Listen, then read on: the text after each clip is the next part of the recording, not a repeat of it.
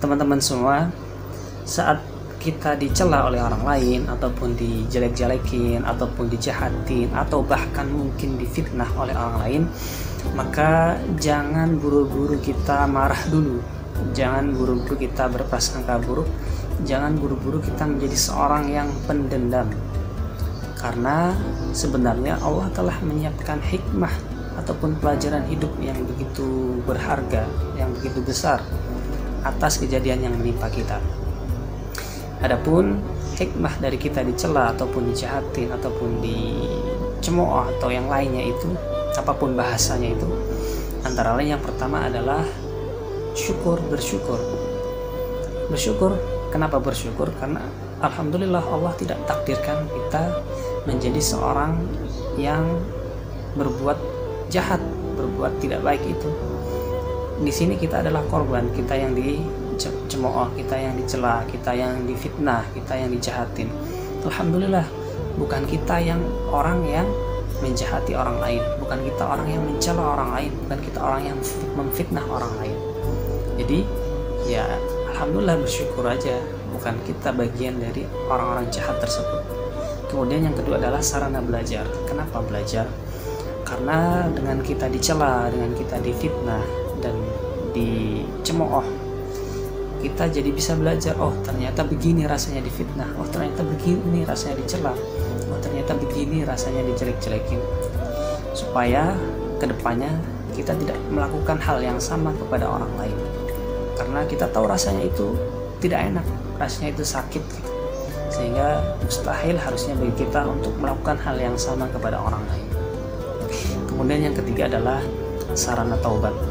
Karena pada dasarnya segala kemalangan, keburukan yang menimpa kita itu karena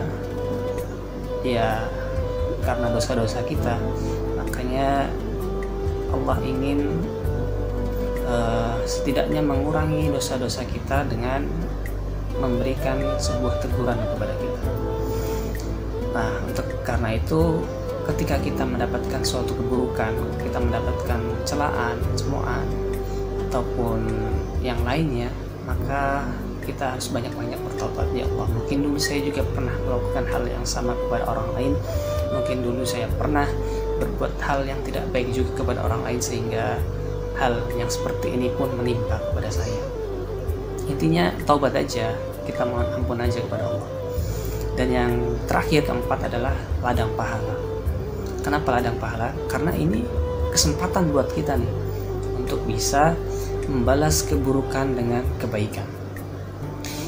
Ketika seseorang berbuat baik kepada seseorang yang berbuat baik kepadanya, maka ini biasa aja, impas gitu. Dan ketika seseorang berbuat baik kepada seseorang yang tidak berbuat baik kepadanya, maka naik levelnya menjadi lebih baik lagi.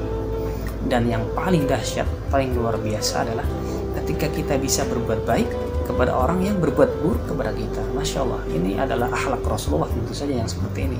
Makanya bagi kita ya sekuat tenaga, sebisa mungkin kita meneladani apa yang Rasulullah contohkan kepada kita. Sekarang kita sama-sama pikirkan baik-baik. Ketika ada seseorang yang berbuat jahat kepada kita, kemudian kita balas dengan kejahatan, apa bedanya kita dengan mereka? Kita juga berbuat jahat kan. Jadi kalau ada seseorang yang mencemooh kita, mencela kita, padahal memang tidak ada satupun orang di dunia ini yang bisa lepas dari celaan orang lain. Bahkan Rasulullah pun dicela oleh orang-orang kafir gitu kan. Apalagi seorang yang seperti saya misalnya, orang biasa banyak dosa, sangat mungkin sekali jika dicela oleh orang lain dan nggak ada masalah gitu.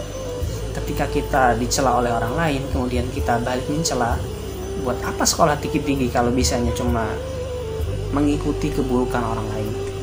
Buat apa ngaji ke sana ke sini jika bisanya hanya mengikuti kejahatan orang lain, kebusukan orang lain? Kita hanya mengcopy apa yang dia lakukan kepada kita, kita copy, kita lakukan kepada mereka balik gitu. Apa gunanya kita selama ini belajar gitu kalau cuma bisanya menuruti ataupun mengikuti keburukan orang lain gitu kan. Nah, makanya dari itu kita sama-sama belajar untuk menata kembali hati kita supaya terhindar dari hati yang pendendam. Karena Allah sudah berikan kita ketenangan hati, kenapa kita harus memilih kegelisahan? Ketika Allah telah memberikan kita kelapangan hati, kenapa kita memilih hati yang dipenuhi dengan rasa dendam ataupun rasa takut? Ada Allah kok, Allah melihat semua apa yang kita lakukan. Jadi fokus kita tetap pada standar menjadi seorang muslim yang baik, yaitu melakukan hal-hal yang Allah sukai. Kalau ada orang yang berbuat buruk kepada kita, ada orang-orang yang berbuat jahat kepada kita, ya kita melakukan sesuatu hal yang sesuai dengan standar Allah. Kita tetap berbuat baik kepada semua orang.